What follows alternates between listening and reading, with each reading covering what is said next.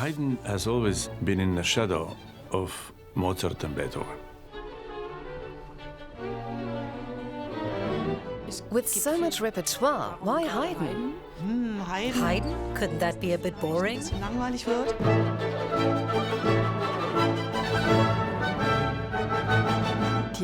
The London Symphonies are all pure gold.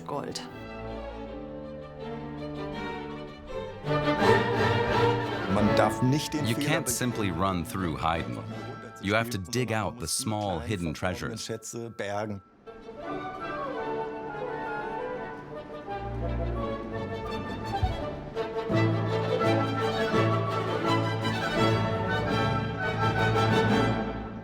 His symphonies are so full of humor.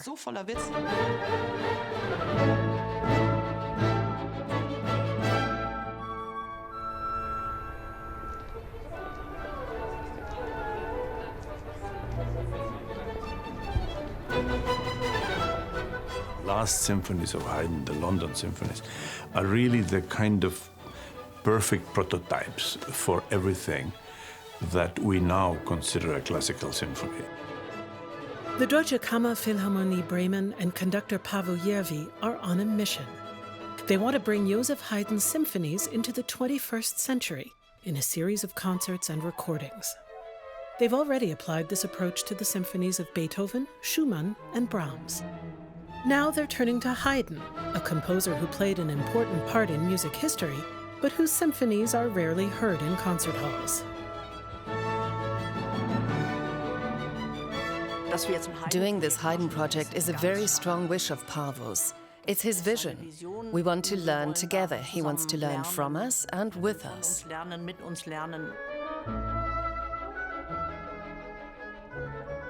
Paavo and Haydn, for me, they almost blur into one person. They are two souls with a connection that find and seek each other. It's wonderful to be part of it, and we have a sense of humor too.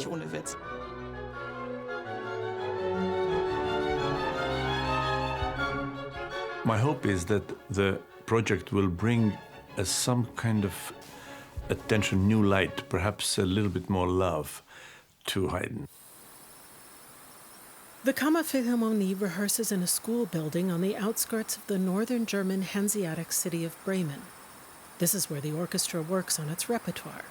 On occasion, the space is converted into a recording studio, as now for the ambitious Haydn project recordings. The London Symphonies, 12 in all, composed between 1791 and 1795. We left it like that at the time. That's how we left it, and it sounded very good. Here we can change it a bit if we have to, but I'd rather not. Sound engineer Jean-Marie Geisen ensures that the orchestra sounds exactly as it did during the last recording sessions. A total of 50 microphones are needed, but there are 3 main ones that will determine the sound texture. The recordings will be made available on CD, as downloads, and on streaming platforms. Over the next 2 days, Symphony 93 by Joseph Haydn will be recorded. Estonian-American conductor Paavo Järvi will lead the orchestra. I'm Paavo Järvi, the artistic director of the Deutsche Kammerphilharmonie for more than 20 years. The star conductor is working with a very unusual orchestra, a self-confident and democratic unit organized as an independent, private company. From the beginning, its members have countered a top-down hierarchy with cooperation and co-determination, and cultivated a climate of creativity. The 41 musicians are also shareholders who bear both artistic and economic responsibility. The Kammerphilharmonie has achieved almost all it set out to, and has played its way into the elite of world orchestras.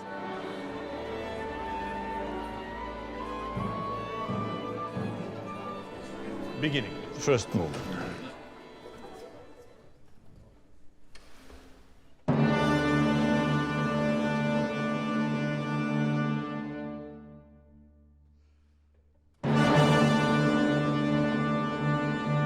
In the very beginning of the symphony, he starts with this great chords, the statements, ba-bam.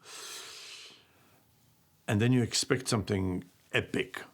But he pulls back and he starts telling the story. as if he's saying, now,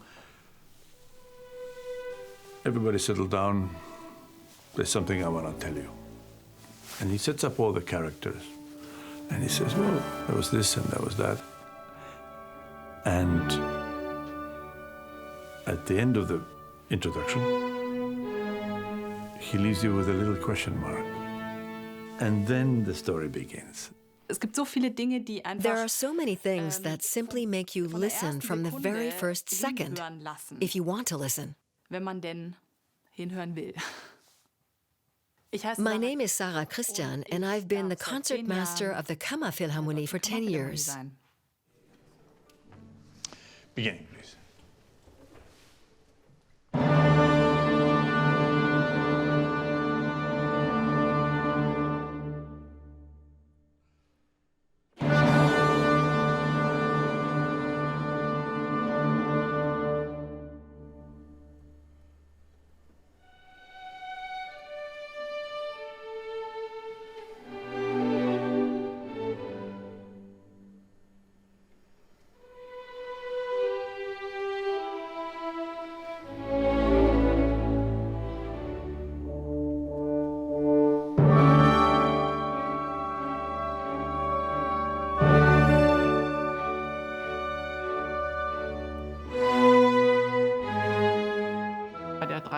In the 93rd Symphony, the flutes play in unison the whole time. There is no second flute part. There is only A major, which means in pairs, or solo. And the question is, why does he write solo? Well, of course, the instruction is that only one part is to be played. But does that mean it should be played quieter, or does that mean it should be individual? But with Paavo, it's often the case that he says, come on, do something.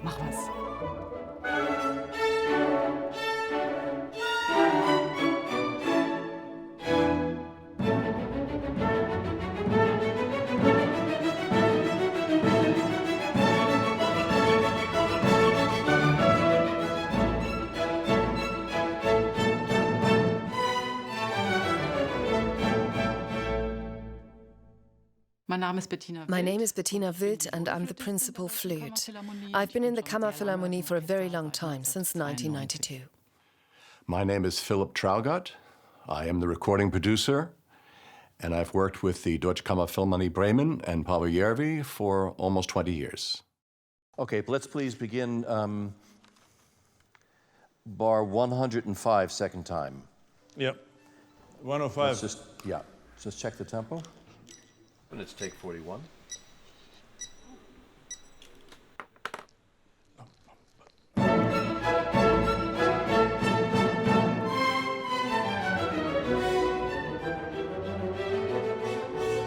This team, Philip Traugott and Paavo Järvi, who have known each other for a really long time, from their student days, is very special, I would say.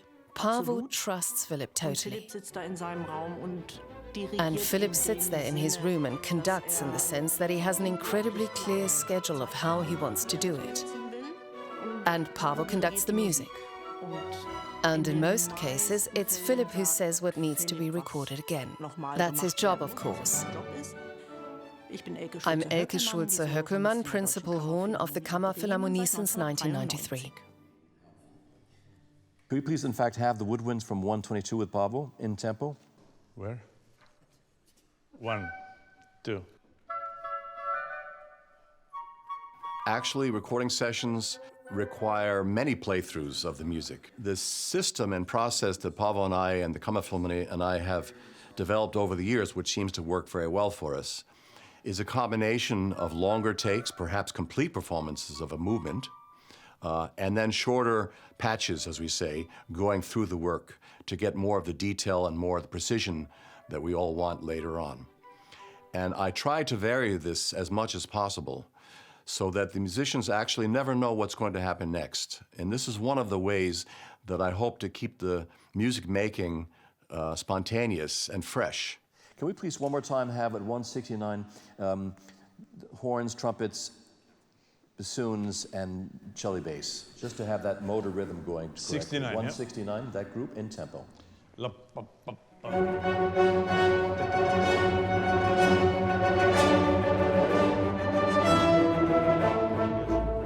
When Philip comes to record, everyone is a bit like, oh, he hears everything. You have to be on your toes. He demands an incredible amount from us. And if Philip says it's not yet good enough, then it's not yet good enough. It's a complicated job because you need to be a diplomat, you need to be a musician, you need to be a technician, you need to be sometimes a pedagogue because certain things you need to listen with a very critical ear. Was that in tune?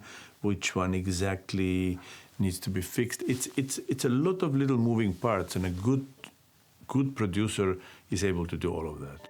Good, thank you. Let's please begin bar 143, bar 143. Take 29. That upbeat, even low, even longer. Yeah. Let's take 143.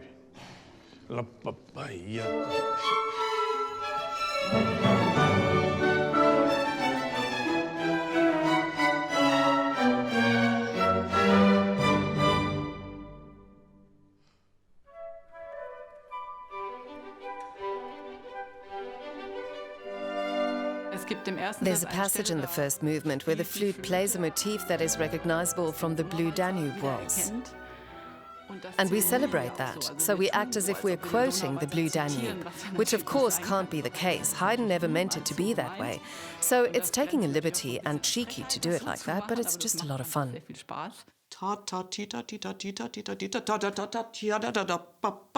At 159, when you have this yum, pum, pum, pum, pum, pum, maybe a bit more Viennese, Straussian, with yum, pum, pum, pum, yum, pum, pum, pum, pum, pum, dum, dum, ya-da-dum. It's nice if we are playing still this upbeat, because it's printed the way, ya-da-dum, ya-da-dum, di-di-di-da. It could be a little wider and for the oboe as well.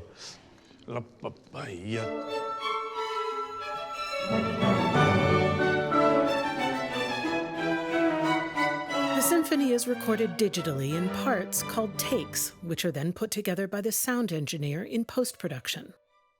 Listening to the takes in the sound control room is essential, because what the microphones record sounds different than it does on stage.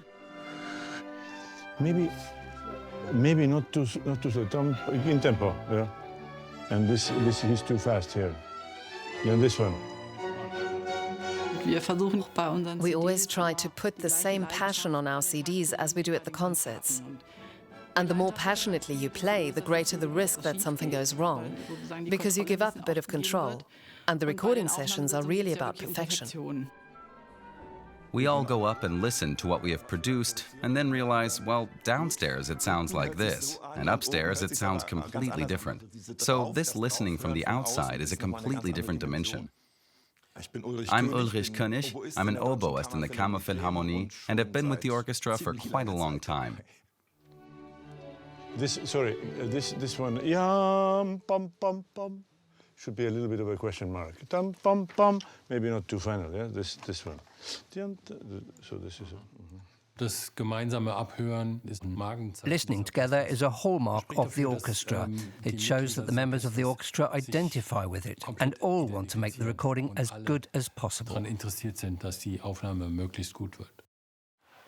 My name is Matthias Beltinger. I am the principal double bass of the Kammerphilharmonie and have been playing in the orchestra for a very long time. Paavo and Philip really value this democratic principle, the way that so many people get involved.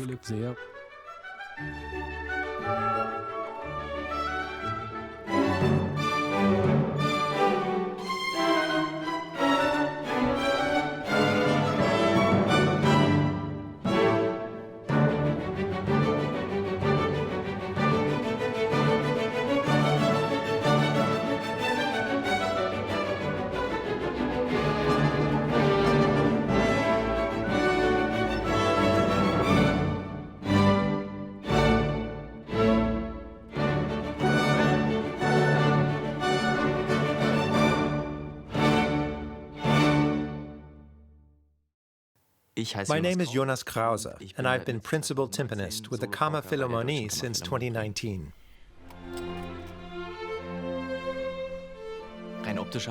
Visually, I have a very stereotypical image of Joseph Haydn. powdered white wig and knee-length red coat. I think he walked in a very upright manner, proud, but not at all vain. Very funny, mischievous, and I think very sociable. You could have spent lovely evenings with him enjoying a beer and some roast pork. Joseph Haydn was born in Austria in 1732.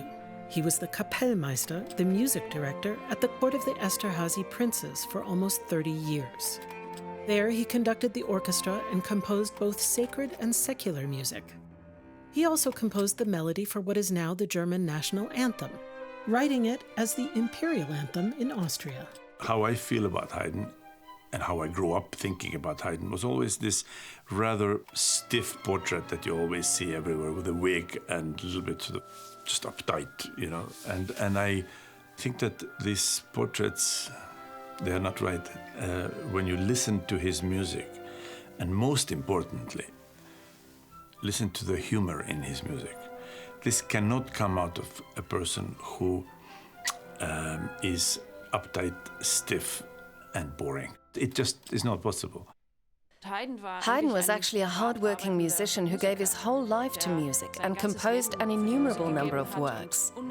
That's why I feel Haydn was a bit like, well, a bit like us. My name is Nuala McKenna. I'm the principal cellist, and I've been playing in the Kammerphilharmonie for 8 years. When Prince Nikolaus von Esterházy died, a new chapter began for the 58-year-old Haydn. The court orchestra was dissolved, and he was suddenly a freelance composer. He accepted an invitation to London, where he was soon celebrated by high society.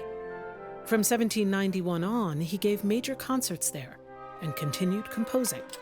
The 12 London Symphonies are among his most popular works. He died in Vienna in 1809 at the age of 77, a wealthy man of world renown. He was one of the richest composers of his time. I mean, he was having dinner with kings and queens in London. In Austria, he was a servant. Even at the end of his life, people said, like, why is he buying a house here in the middle of Vienna? I mean, he's just a musician. Musicians should be going through the kitchen door and entering with servants.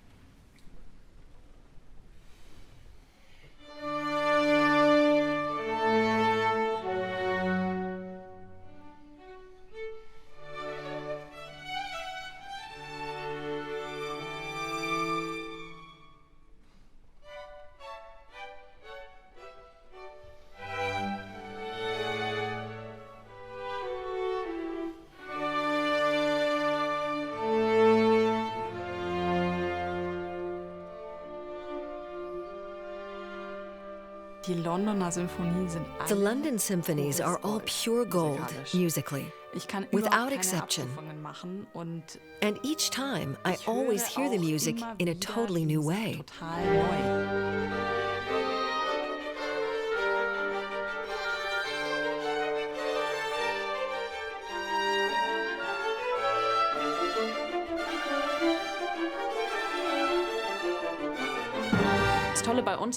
The great thing about our orchestra is that although we play and even record these pieces over and over, we discover them anew each time and somehow bring our own vitality to them.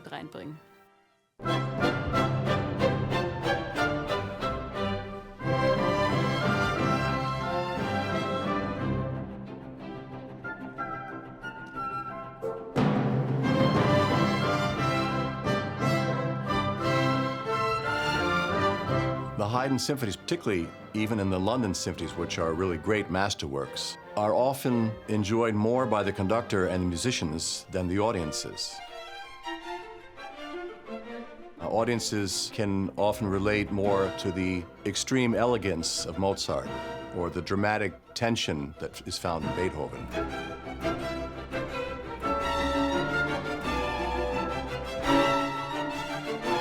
Joseph Haydn wrote music history.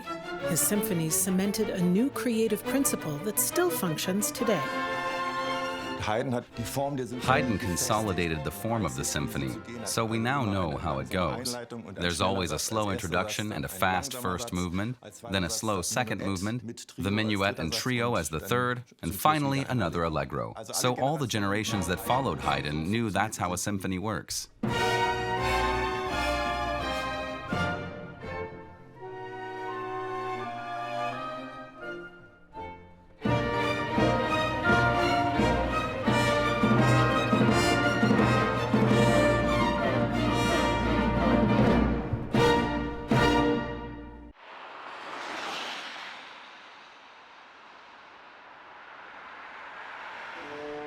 The orchestra is performing the Haydn symphonies at the Vienna Konzerthaus over 2 evenings.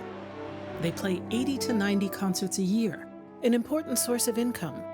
Proceeds from ticket sales, recordings, and sponsorship deals make up some 75% of the orchestra's total earnings. The other 25% comes from state subsidies.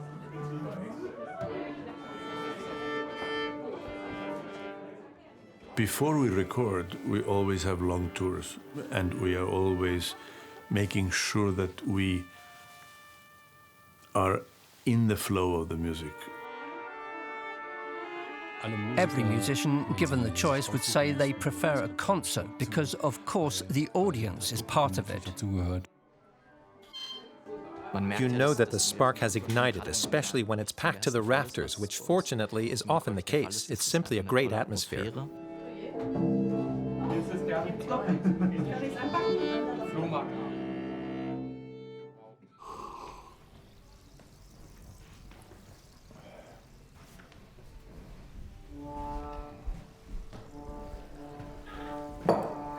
Are you still nervous sometimes?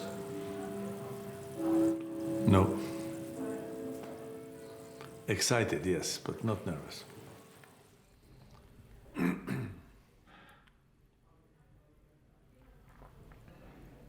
Very often in concert, I experiment a little bit. Orchestra always knows to kind of be on their toes because we do unexpected things. I never know what I'm going to do.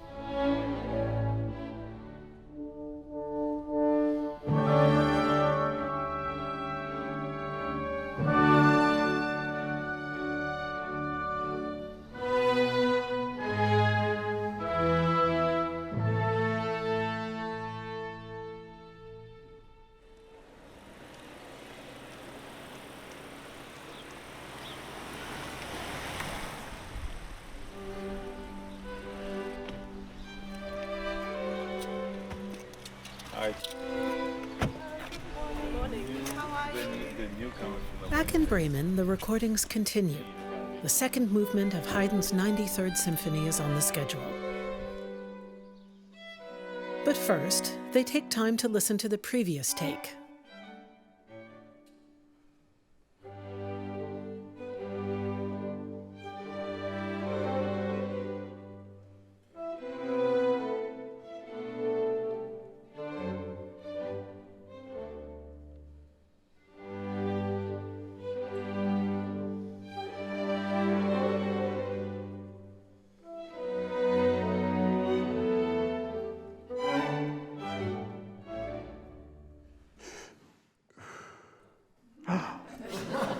All right, good. Let's play a little bit in the beginning, just so we can wake up a little bit. The second movement of the 93rd Symphony, and it's take 5.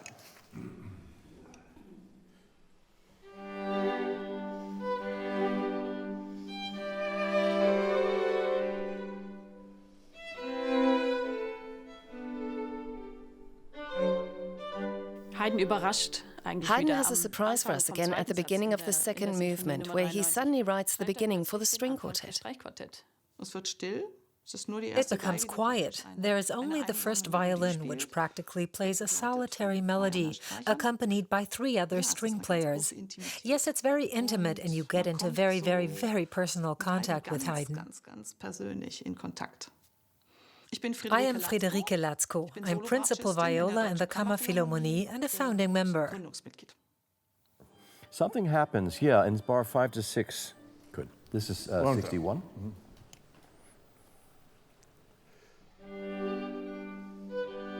The first D needs to speak clearly from you, Sarah. False start.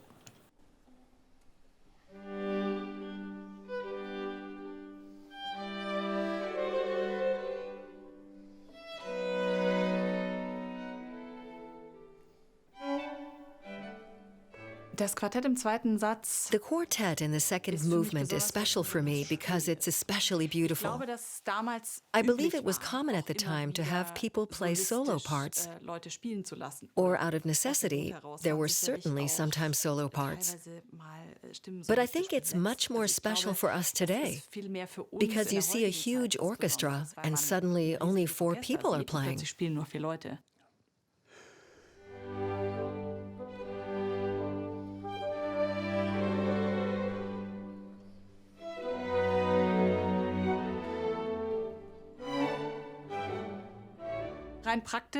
In practical terms, Paavo conducts, but he gives us musical freedom. In other words, he wouldn't push me in one direction. And the ideal way to play a quartet is when everyone is important and says something, and everyone hears what the others say and reacts to it. That's ideal, of course. Ba-bam, a little heavy, yeah? Forte. 1, and...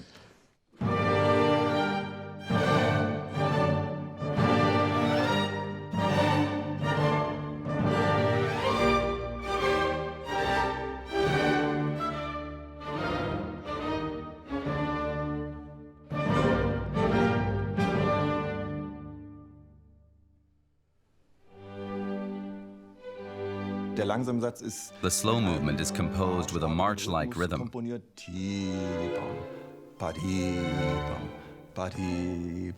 And then suddenly comes a passage where the strings do not play a rhythm, but only put harmonies underneath. And the oboe can unfold quite freely with a triplet segment above it, like a fantasy.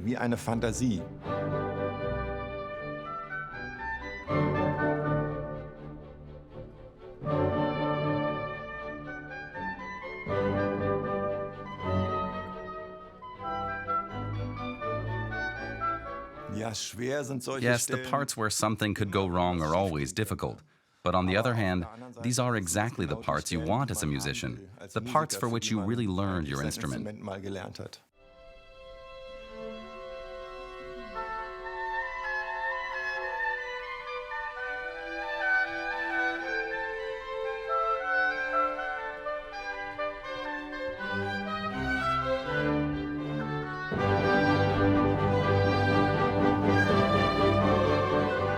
Haydn very often leads you down the wrong path, and he creates a momentum where you are absolutely sure that something is going to go this way. And just as it's about to go, he goes this way, or he stops.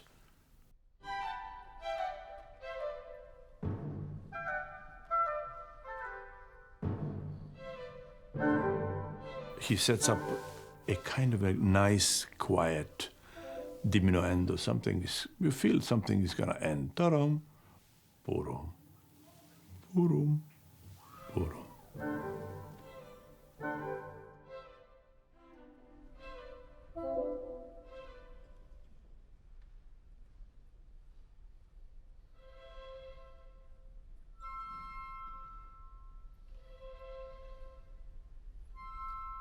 And then all of a sudden you have 2 bassoons playing.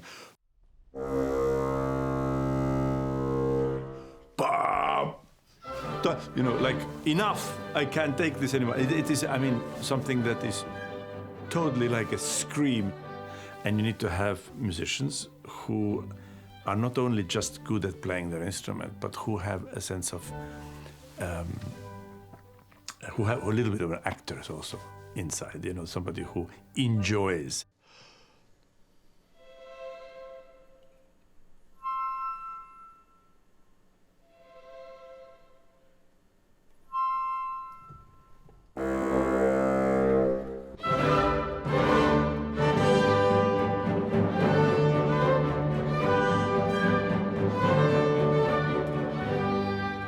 Make it something maybe much more echoey. Let's see what happens. Something opposite. Yeah. What was this? This was dry? Well, it was a mixture of brown and a little dry. No, it's like a martini. You know, but I would like to really shaken, not stirred, please. When such flowery statements are made with a lot of imagery, then of course it's not quite clear what is meant. Boom. Shorter, shorter. Here I played in the middle of the drum skin, where you usually don't play. The sound is drier and duller. Shorter, shorter. Yes, just a little bit, yes. Make it as funny as you can imagine it. Yes. All right, same thing, please.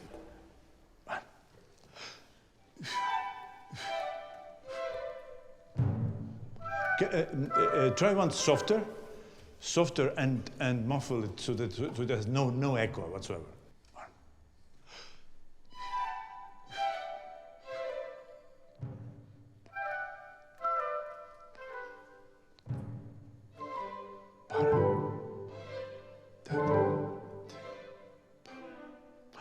Everyone is late. Tom, taram, yes, let's do it again. One more time, yes. No, just, this is like a clock, of some kind of a weird clock. I don't think that sounds good. I think the fuller sound is a bit nicer.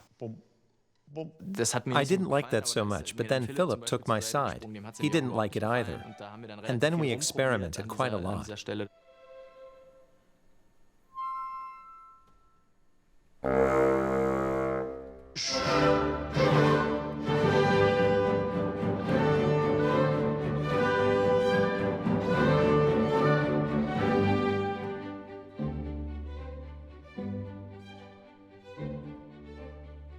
You see the powdered wigs and aristocratic surroundings. You know, that's what makes this bassoon outburst at the end even more comical, because at the end of the day, it's like, oh, come on, it's very British. Like, come on, let's get over it. Let's go on.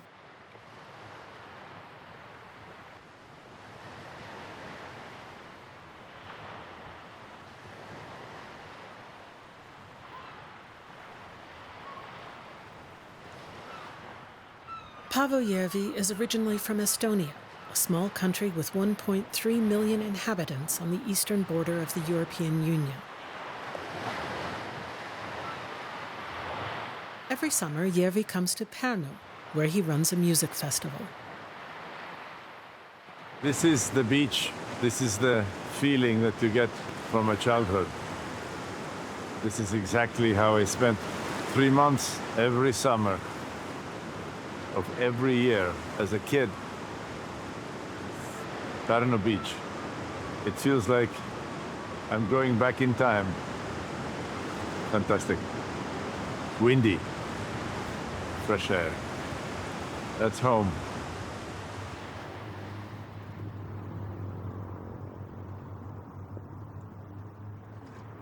Paavo Järvi comes from a family of well-known Estonian musicians. His father, Neeme, and brother Christian are also conductors, while his sister Marika is a flautist.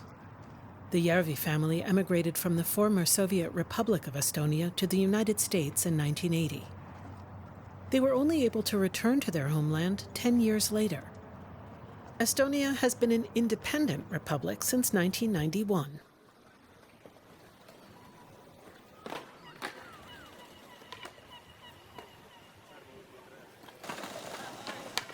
Here in Pärnu, Estonia was proclaimed as an independent country.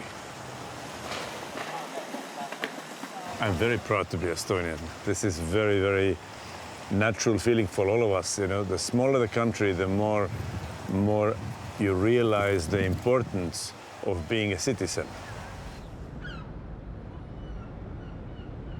Pärnu is considered the summer capital of Estonia. The music festival, with numerous concerts and workshops for young conductors, is a major cultural highlight. Paavo Järvi founded the festival and the Järvi Academy together with his father in 2011.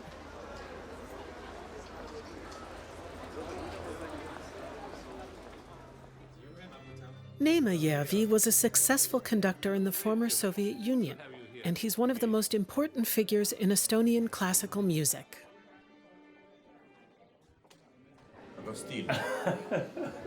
Okay, ciao.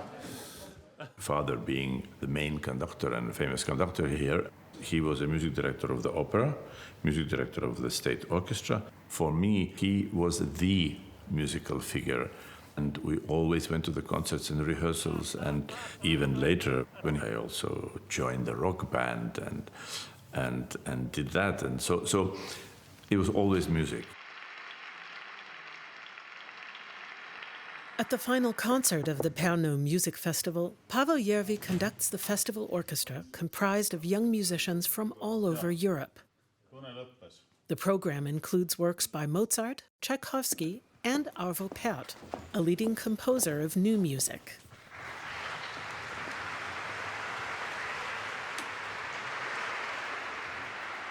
We always have Estonian composers. It's kind of part of our mission. My father and my brother, everybody is sort of brought up with an understanding that one of our main duties as performing artists is to promote Estonian music.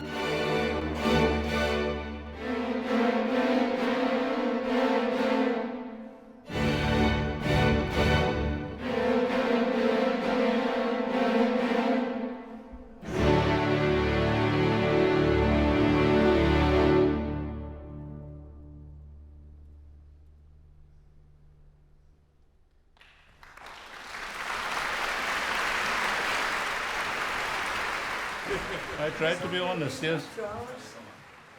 We talk about Haydn all the time. In fact, I play my recordings and I send them to him, and he listens very carefully. And he, of course, is incredibly enthusiastic about the recordings of Kammerphilharmonie in general, but the Haydn one especially. It's Papa Haydn. Every music starts from there. Haydn made the symphonies, and he started to make symphonies, creating symphonies. Without Haydn, there was no Mozart, no Beethoven, no other thing. All influence came from Haydn. 104 symphonies. Who can write 104 symphonies?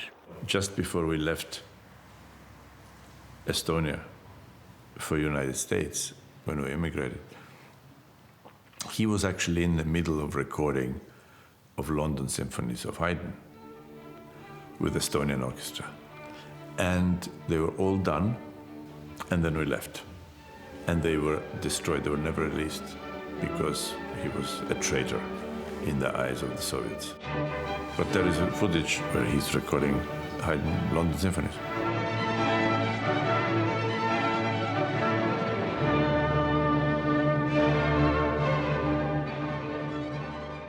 Kuuendat ning ühtlasi viimast päeva töötab siin Haapsalu iidses lossikirikus Eesti Riiklik Sümfooniaorkester oma peadirigendi Neeme Järvi taktikepi all. Lindistatakse Haydni sümfooniaid.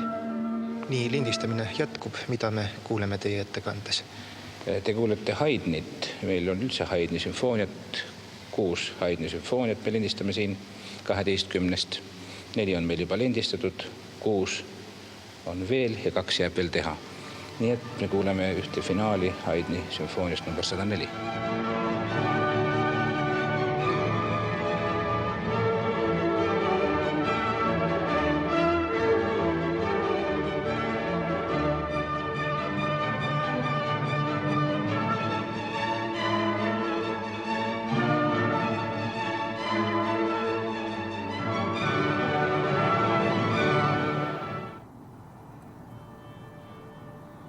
Some 45 years later, Paavo Järvi is working on the London Symphonies in Bremen, fulfilling a childhood dream.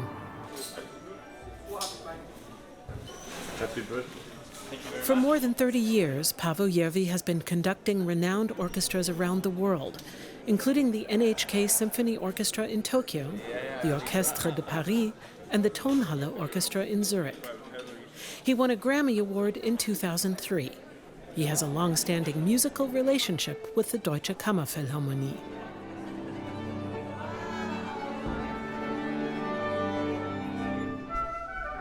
So, since good morning. Let's start with the third movement of 93 and see what happens after that, like we pretty much have done last 30 years. 25.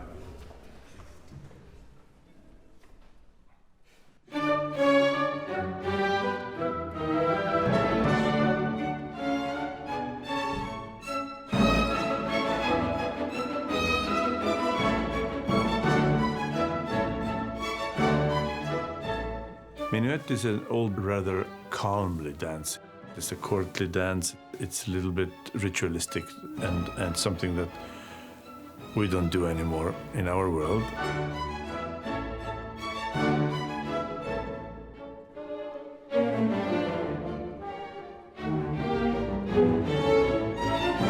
And gradually it has become faster and more unbuttoned, and a little bit more spicy.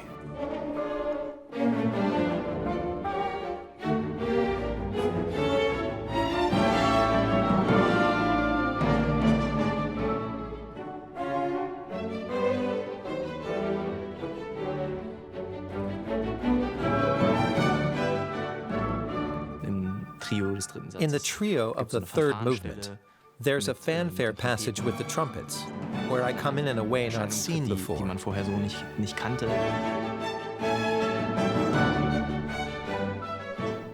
I think in general his approach to the sound texture is playful, so he tried out how the timpani would work in this context. Perhaps the cello and bass instruments could also have been used, but he orchestrated it with timpani. It simply gives it a different kind of tension. It's an evolutionary moment. I imagine that many composers looked closely at how playfully and undogmatically Haydn approached orchestration in this case. And ultimately, that is always an important artistic step. Simply to see, let's try this, let's try that, that wasn't so good. Well, let's try it this way now. All right. Oof, it's hot in here.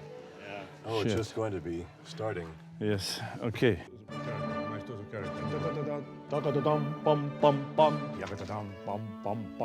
don't need to have a voice. Longer.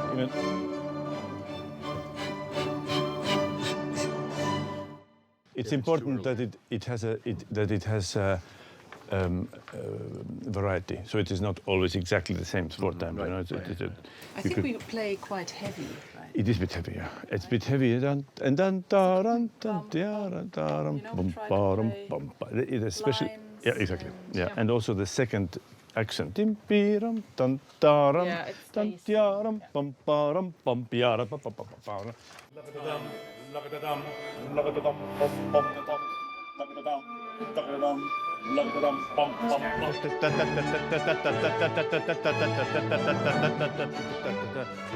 Sorry. When Paavo is conducting this music, you can see that it makes him very happy. Let's do it again. What I really appreciate about Paavo is that you always sit on stage with a feeling of confidence. He's internalized conducting to such an extent that he can do anything at any time.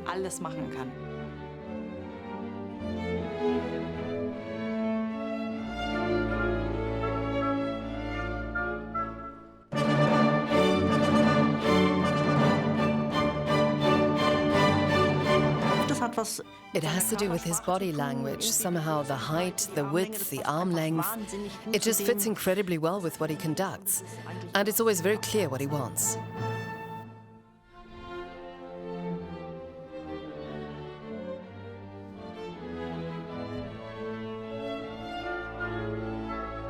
We've known Paavo for a very long time, and we know that he has a mischievous side. He does something different every time in concert, and that's particularly fitting with Haydn. I think Haydn would have loved that. Haydn composed his London symphonies around 230 years ago. The notes played are set down on paper, but what did his orchestras actually sound like? The research and recreation of the sounds of the past is called historically informed performance practice, and it's influenced the interpretation by the Deutsche Kammerphilharmonie Bremen.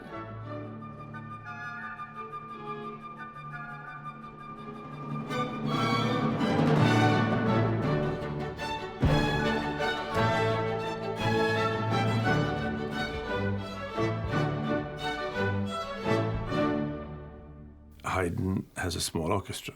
There are instances in history when the orchestra was very large because of one particular occasion where he could get, double or triple the size amount of players. But in general, his music is written for an ensemble that is what we call a classical size, which is maybe 30, 40 people. The Kammerphilharmonie plays in a modern style. The violins, violas and cellos play on steel strings. But we have individual instruments that are oriented towards historically informed performance practice.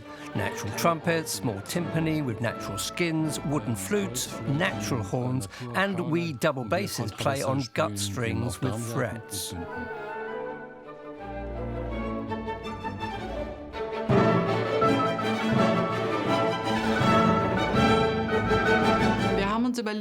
We thought that the wooden flute has a softer sound, a different kind of overtone, and that it would fit better with the Haydn sound we wanted to create than the silver flute, which has a slightly more penetrating sound.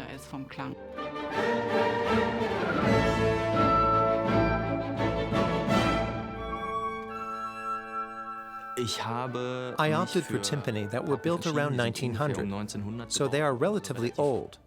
Really old timpani from Haydn's time are extremely difficult to find, because they were mostly melted down for ammunition during the wars.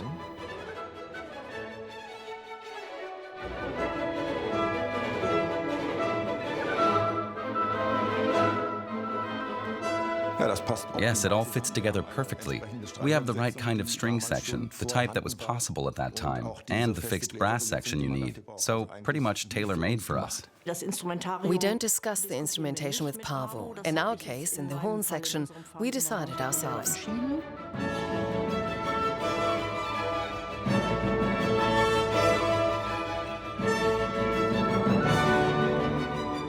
The fourth movement is very lively and requires a lot of virtuosity. It is something that is meant to elevate and bring the whole symphony into the kind of a rousing conclusion.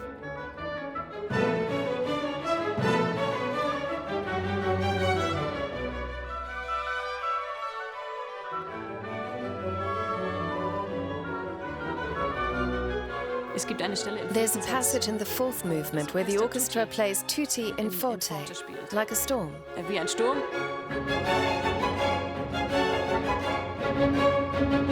Then it stops and the first cello plays all by itself, the same thing.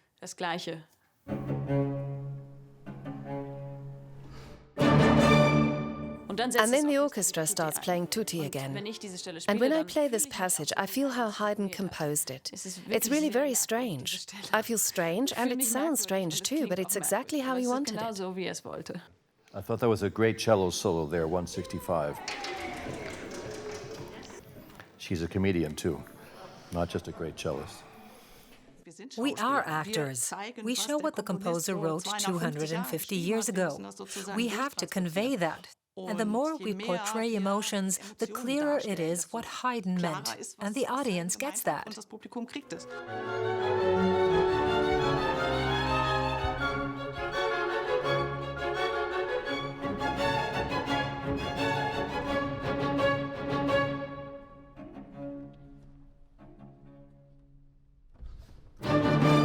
You need to have affinity to it, to have talent to tell a joke. If you don't have a sense of humor, don't conduct Haydn.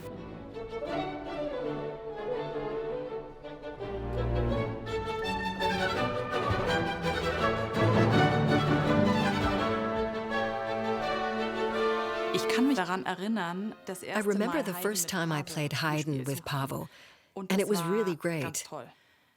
Since then, the Haydn project has become very compelling.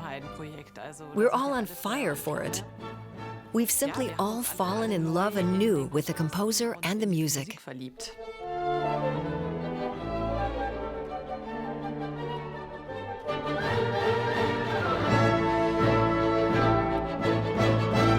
If anybody has been following Deutsche Kammerphilharmonie, then their real deep understanding of the historically informed performance practice is something that is not just a politically correct sentence. Quite opposite, it's really ingrained in their DNA. They know how to play this music. They know how to play classical music in a way that many orchestras, many great orchestras, famous orchestras, have no idea about.